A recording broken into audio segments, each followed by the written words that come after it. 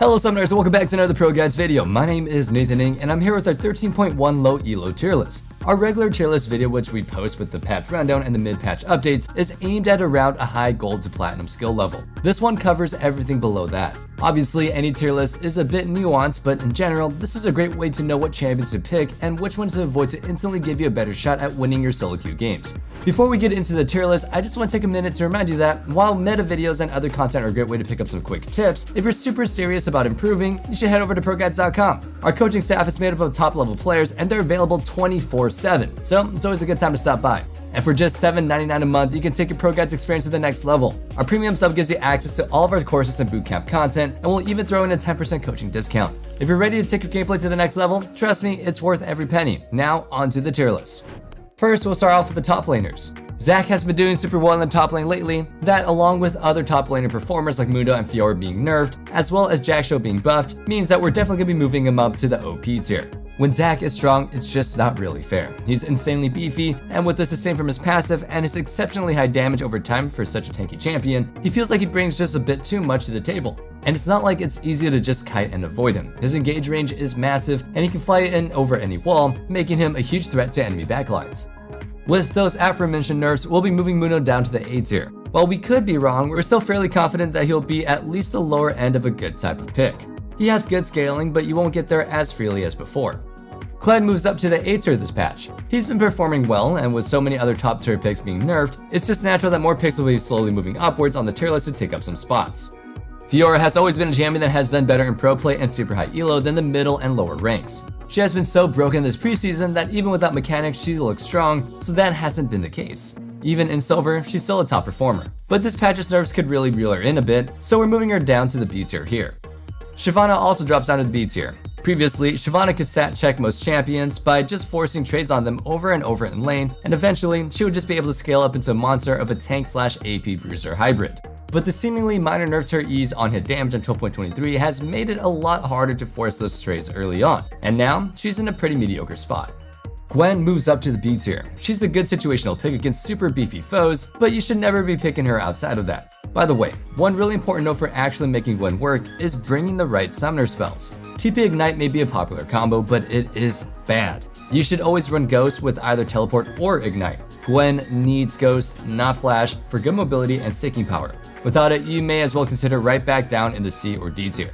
Gangplank is a champion whose performance is affected very much by the player's mastery. He tends to always land in the D tier in lower ranks, but he's so strong with the current items in the game that even down here, he's doing better than normal. But that's still only enough for us to move him up to the C tier.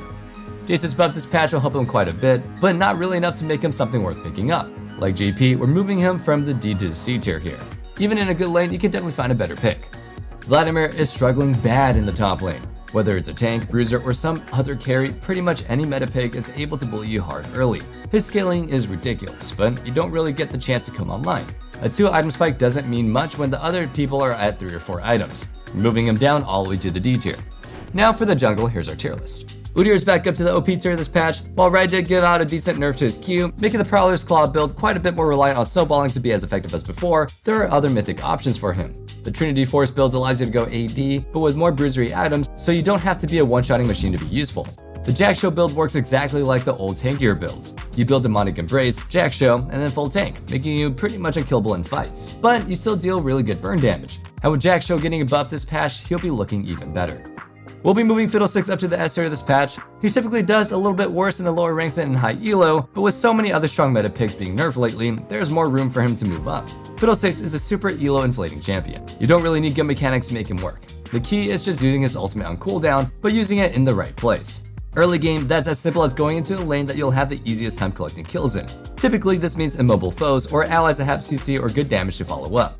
As the game goes on, you need to focus on clearing vision and ulting from the fog of war. If you manage to do that, you'll very easily find yourself solo carrying games, even from a big deficit. Riot really likes to yo-yo the changes for Rammus. It feels like he's gone from good to really bad like 6 times in the past few months, and they're keeping that cycle going with some more pretty big nerfs headed his way this patch. They didn't even seem to totally gun him, so we'll be moving him down to the A tier for now, but consider this a bit tentative. He could totally belong lower if they hit him harder than we're expecting. Dr. Mundo is also being dropped down to the A tier, and just like with Rammus, this could be overestimating how strong he'll be in this role. With him being both squishier and dealing less damage, his jungle killer is going to be a lot less healthier, and he'll be a lot more prone to being bullied by other picks. His scaling should be still pretty decent, but the issue is actually getting there. Taric gets a demotion to the A tier as well. Taric jungle is a bit of a quirky off-meta pick, but when executed well, you can show that he's definitely still more than some cheese pick. He's definitely a legitimately strong pick, but the issue is the current meta isn't super great for him. He generally does super well to counter bruisers, assassins, and other high damage carries, but doesn't do super well against tanks and juggernauts that have become so meta-defining. Elise moves up to the A tier.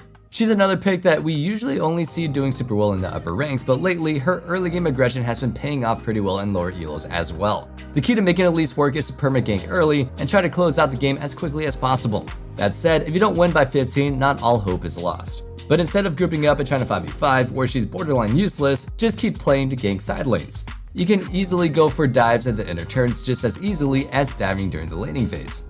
Due to him being so popular in the jungle right now, we'll be adding Silas to the list for this role as well, but don't be baited. He's picked a lot, but he's not all that strong. We'll be putting him in the B tier, with him bordering on dropping down to C.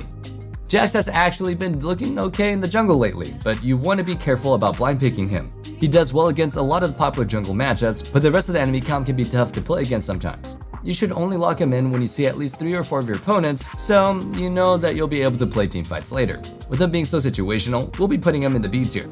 Now here's our mid lane tier list. Zilean gets moved down to the S tier here. He's still a really solid pick for sure, but all the champions of the OP tier have just a bit more of an upper ceiling on how impactful they are in the game. Kayle gets moted down to the A tier. Kayle basically never gets direct changes. Instead, her strength is determined by what is common in her lane, as well as the general meta as a whole. You would think their ability to deal consistent DPS to tanks would make her good right now, but there are just too many mid laners to deal with to get consistent results. She's good, and you'll probably win the majority of games if you learn how to survive early on her.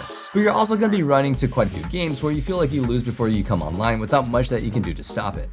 I'm personally really glad that Riot is finally giving Lissandra some much needed attention. She's one of my favorite champions to play mid, and is overall just a really cool champion to have in the meta, since she can be used in some interesting ways. That being said, the buffs aren't anything crazy, so we'll be moving her up to the A tier for now. If you're really proactive on her, you can maybe consider her an S tier pick. Now let's move things down to the bot lane. As is the trend lately, the overall bot lane meta isn't really changing too much. The buffs and nerfs this patch are pretty small, and are only being done to champions at the middle of the pack. The first of these is a little buff to Xayah's base attack speed and attack speed ratio. This will help a bit, but with Xayah struggling so much recently, a bit probably won't be enough to make her relevant. We'll be moving her up to the B tier for now. Another change is a nerf to Zeri. For whatever reason, Riot absolutely hates the possibility that this champion is fun to play. Everything she's seen has been massive nerfs since release. I was pretty hopeful that this little revamp that she got last patch would put her in a good spot, and it actually did. She's actually viable enough that you can enjoy her, but she's not oppressive. Her win rate has been around a 50% overall, with that of course going up quite a bit in higher ranks. But it's not like she's dominant enough up here that she demands nerfs. About 15 other bot lane picks perform better in Master Plus. Riot is just really good at being the fun please sometimes. To finish things off, we have our supports. We'll be moving Zac up to the OP tier here. He's been performing super well, and I'd say that he's really competing with Amumu for the title of the best engaged support at the moment. We'll be bumping Karma up again, landing her all the way up in the OP tier as well. Remember, this is only when you're abusing Radiant Virtue Karma. If you're still building Shurelias like most Karma players, she's still going to be a C or D tier pick. Radiant Virtue takes her from unviable to insanely strong. Renata's performance has fallen off quite a bit, so we'll be moving her down to the A tier. But I should note that in certain matchups, she's still insanely broken. Specifically, when the enemy team picks champs that want to force team fights, Renata is an incredibly strong answer, so you could consider her S or even OP tier in those games. Seraphine moves up to the A tier. Seraphine's support isn't bad, but it's nowhere near as broken as playing her as a bot lane carry. That's because Seraphine scales really well with items. She has a super powerful kit, but for max effect, you need a really good amount of AP and more importantly, ability haste. It's obviously a lot harder to afford full expensive builds on a support budget. You'll still have a decent impact in most games, but it's a waste to not put her in a better role.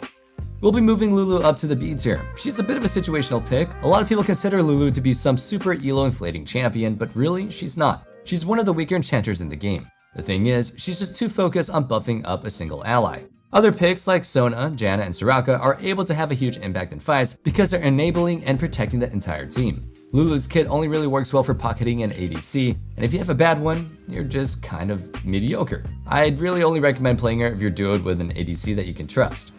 And that about wraps things up for our 13.1 low elo tier list. I hope you guys enjoyed the video. Since making this list involves going all over the champions in all the roles, I'm sure we may have overlooked a pick here or there, so feel free to let us know if you think we missed something down in the comments below. And one last thing, don't forget to check out our Discord in the description box below, where you can discuss the league further or just hang out and be part of the community. I can't wait to see you guys back in the next video, but until then, stay safe, stay healthy, and have a wonderful day. Peace.